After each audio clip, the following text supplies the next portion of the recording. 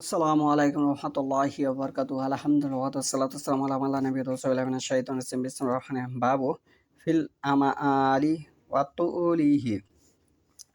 আজকের বক্তব্যের বিষয় হলো আশা এবং এর দৈর্ঘ্য। আমি যে হাদিসটি তেলাওয়াত করেছি সহিহ বুখারী ৬ নম্বর খণ্ড পর্ব ৮১ অধ্যায় ৪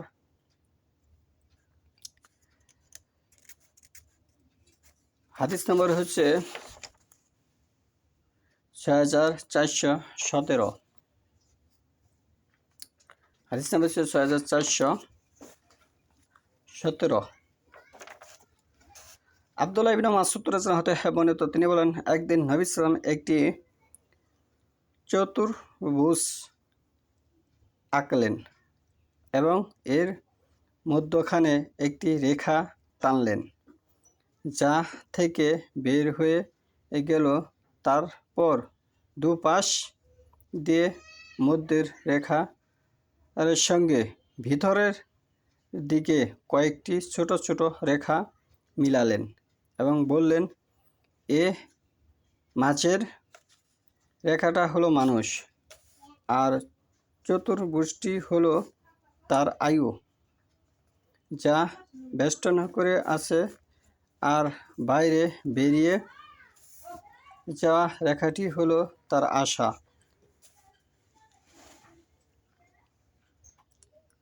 আর এই ছোট ছোট রেখাগুলো বাঁধা বন্ধন। যদি সে এর একটা এড়িয়ে যায় তবে আরেকটা তাকে দংশন করে, আর আরেকটি যদি এড়িয়ে যায় তবে আরেকটি তাকে দংশন করে। এ প্রসঙ্গে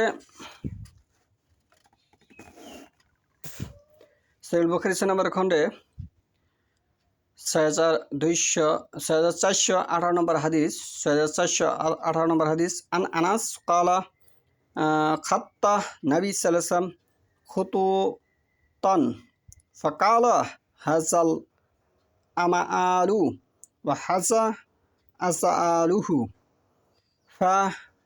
ফাবাইনামা হুয়া কাযালিকা ইস জাআহুল খাত্তুল আকরাবু।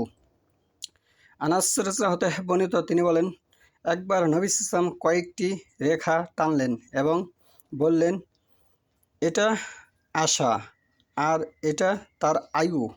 মানুষ যখন এ অবস্থার মাঝে থাকে, হঠাৎ নিকটবর্তী রেখা মৃত্যু এসে যায়। এ প্রসঙ্গে আল্লাহ তাআলা বলেন, যে ব্যক্তিকে জাহান্নামের আগুন হতে রক্ষা করা হলো এবং জান্নাতে দাখিল করা হলো, অবশ্যই সে ব্যক্তি সফলকাম হলো, কেননা পার্থিব জীবন ছলনার বস্তু ছাড়া আর কিছুই নয়। সূরা আলে ইমরান ৩ নম্বর সূরা ১৮৫ নম্বর আয়াত। আল্লাহ তাআলা আরও বলতেছেন, ছেড়ে দাও ওদেরকে, ওরা খেতে থাক আর ভোগ করতে থাক, আর মিথ্যে আশা ওদেরকে উদাসীনতায় ডুবিয়ে রাখুক। শীঘ্রই ওরা ওদের আমলের প্রাপ্য জানতে পারবে। সূরা হিজর ১৫ নম্বর সূরা ৩ নম্বর আয়াত। এ প্রসঙ্গে আরও বলেন, আলী রাদিয়াল্লাহু আনহু বলেন, এ দুনিয়া পিছনের দিকে যাচ্ছে আর আখিরাত সামনের দিকে এগিয়ে আসছে।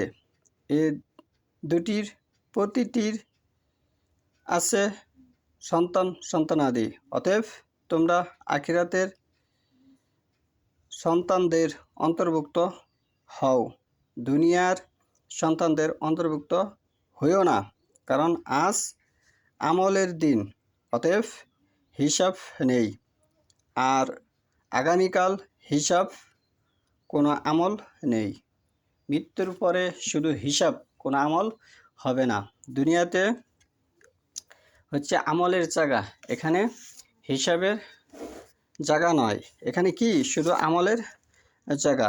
এখানে আলী রাদিয়াল্লাহু আনহু একটি গুরুত্বপূর্ণ কথা বলেছেন যে এ দুটির প্রতিটির আছে সন্তান আদি, অতএব তোমরা আখিরাতের সন্তানদের অন্তর্ভুক্ত হও, দুনিয়ার সন্তানদের অন্তর্ভুক্ত হইও না।